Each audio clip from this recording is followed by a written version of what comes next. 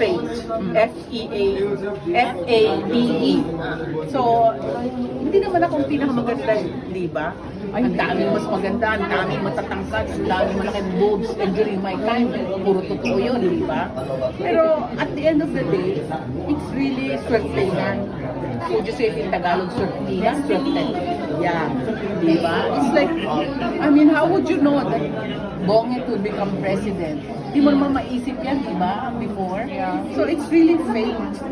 At the end of the day, you can move mountains, declare this, declare that. Pero at the end of the day, it's destiny. Miss Gloria, ano sabi nung parang Michelle Dee looks a bit like Isabel? No way. No. Iba ba iba? They're different. Oh. No, I had said this. This is to quote unquote myself. I had said that Michelle is beautiful. She's tall. She's everything. Her mother, on a scale of 1 to 10, is a 10. Michelle is an 8. But she has a good chance of winning. Why does she have a good chance of winning? It's like you and I and everyone. If we bought a ticket in the lotto, we have a good chance of winning. 1 in 10 million, 1 in 2 million. But we bought a ticket. And since she was in that contest, she has a good chance of winning. Pero tayong mga Pilipino, medyo nasanay tayo laging manalo. Na all of a sudden, we all feel na, naku, dinaya, no, lutong Macau and stuff like that. I mean, may next year, pwede naman siya sumali uli eh. Hindi ba? She's beautiful, in and out, whether she's LGBT, MIEDU, whatever. Hindi ba? How did you think she performed to that time? Kailangan mo Amazing. perform. Amazing. She looks very confident. She had a beautiful gown. Nainggit nga ako. Susuot ko Which one, the nga yan. black or the green one? No, the black I like. yeah. Na parang tattoo. Oh. Tattoo. Okay. And she had good answers and stuff. Ang galing dalaga nila. Pero iba naman ang type ng judges for this year. Baka next year, sali uli siya, di ba? Eh yun naman ang uso eh. Pag hindi mo nakuha the first time, second, third, pag hindi pa, fourth. Di ba? Eh ngayon, parang ang lahaba na, until 28, 29 yata, pwede ka pa sumali. Is there someone you'd like to see on the pageant stage? Is there someone what? Is there someone you'd like to see compete on the pageant stage?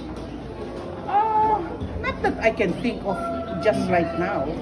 You know, I cannot think of right now. But I tell you, Melanie, I was a judge when she won.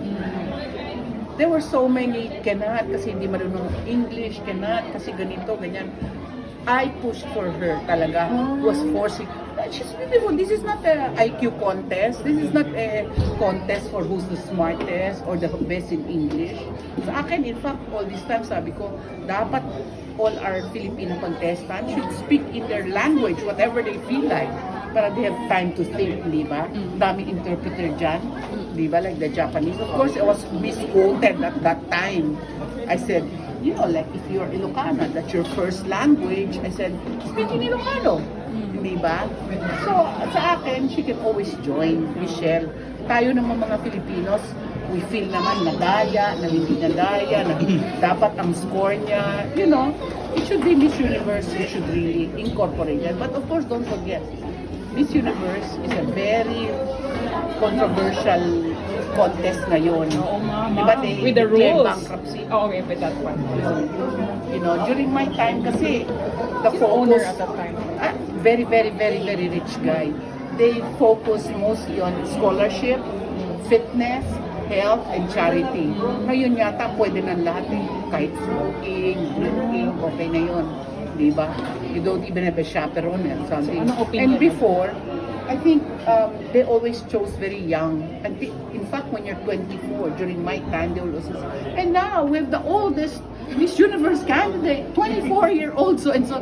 And parang now, I think that's the youngest na yun. So, ano mo ngayon? With the changes in the rules, It's okay, it's good. married women. Yes, pregnant. What about Well, trans? about Chinese, transvestites. medyo ano. Ako naman, I think they should have their own contest.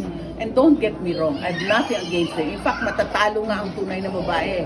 Kasi mas maganda silang gumalaw, mas alam nilang, you know, umarte.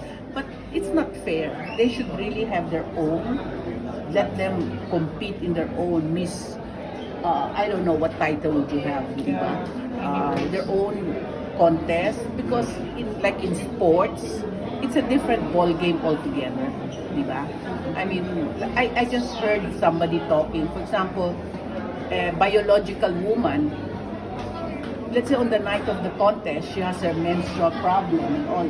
She's already unfair compared to the guy, di ba? Kasi she has other issues, di ba? And then, basta it's just an unfair, unbalanced competition. Magaganda ang mga nakikilala ko, mga friends kong trans. Given the new criteria po, if Isabel or Ava Yeah, would like to join, would you encourage them? I always tease my daughters. Pwede na. Before, when they were young, I would always tease them. I said, oh, so do you want to join? Don't worry, pag hindi ka nanalo, hindi ka lumabas, magwawala ako sa stage. Mama, that's the number one reason why we will never join. Because I know you can do it. No, they're not into one beauty contest. Is good enough. But you never like, Oh, we always have jokes. I always would practice them when they were young. I would say, "Oh, Belle, if you were to choose between a fat, ugly guy but rich, or a cute, really cute but poor guy, who would you choose?" Mom, the fat, ugly guy but rich. It's easier now to get fame than to get rich. They have all those, mga questions and answers. pero hanggang ngayon, ma'am, si Isabel, parang Yes. people are really... And I don't know if you know Ava. Ava is also very gorgeous. Ang ganda. They all look like my husband. A lot like my husband. Although Belle said to look like me. Ngayon, tatlo na anak niya eh. Umayat na rin siya. But she loves movies.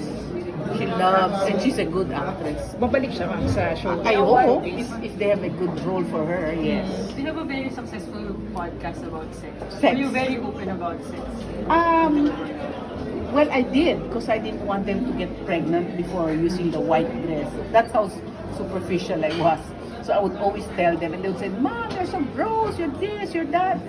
But in truth, I think it opened their eyes, to health, diseases, what sex is about. They didn't think it came from, I don't know, babies came from the clouds.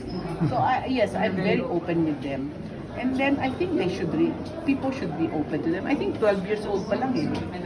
In fact, when one of them had their thing, they didn't want to tell me because I'm going to announce it that. They didn't want to tell me. Mommy's a big mouth. It's okay. You have to be honest with them, even about money and all that. Talagang about money, you have to tell them about it, about the men, mga manloloko dyan and all. So, but I'm very, very, very lucky. Never mind my career, but I'm lucky. Both of them have perfect husbands. And I always tell their husbands, if you ever have a fight with any of them, I'm on your side. It's like